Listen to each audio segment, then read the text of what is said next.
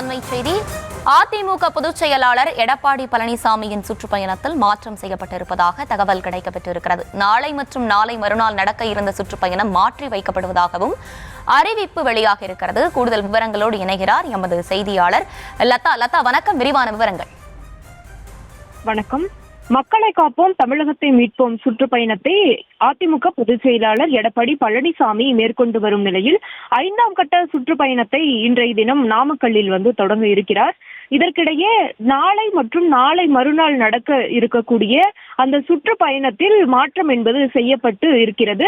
முக்கியமாக நாளை, அதாவது 20 மற்றும் 21 ஆகிய தேதிகளில் நாமக்கல் மாவட்டத்தில் மேற்கொள்ள இருந்த சுற்றுப்பயண திட்டமானது ஒத்திவைக்கப்பட்டு அடுத்த மாதம் 4ஆம் தேதி மற்றும் 5ஆம் தேதிகளில் அந்த சுற்றுப்பயணம் என்பது நடைபெறும் என்று அறிவிக்கப்பட்டிருக்கு. அந்த வகையில நாளை நடைபெற இருந்த சுற்றுப்பயணம் 4ஆம் தேதி நாமக்கல் மாவட்டம் நாமக்கல், பரமத்தி, வேலூர் ஆகிய தொகுதிகளிலும், 5ஆம் தேதி நாமக்கல் மாவட்டம் திருச்செங்கோடு, குமாரபாளையம் ஆகிய தொகுதிகளிலும் நடைபெறும் என்று அறிவிக்கப்பட்டிருக்கிறது.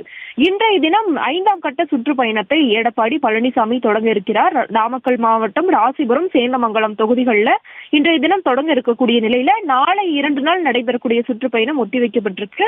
இதற்கு காரணமாக சொல்லக்கூடிய விஷயம், அதாவது அந்த அதிகாரப்பூர்வ அறிவிப்பில் வெளியிட்டிருக்கக்கூடிய விஷயம் என்னவென்றால், சென்னையில் வானிலை ஆய்வு மையம், அதாவது கனமழை பெய்யக்கூடும், சென்னை வானிலை ஆய்வு மையம் கனமழை பெய்யக்கூடும் என்று அறிவித்திருக்கக்கூடிய நிலையில இந்த மாற்றம் செய்யப்பட்டு இருப்பதாக அறிவிக்கப்பட்டிருக்கு. இது ஒருபுறம் இருந்தால் கூட நாளைய தினம் பார்த்தோம் அப்படின்னா டெல்டா மாவட்டங்களில் விஜய் அவர்கள் சுற்றுப்பயணத்தை மேற்கொள்ள இருக்கிறார். இதற்கிடையே தற்பொழுது இபிஎஸ்ஸின் நாளைய சுற்றுப்பயணம் என்பது மாற்றப்பட்டு இருப்பதையும் கூட நாம் பார்க்க வேண்டியிருக்கிறது.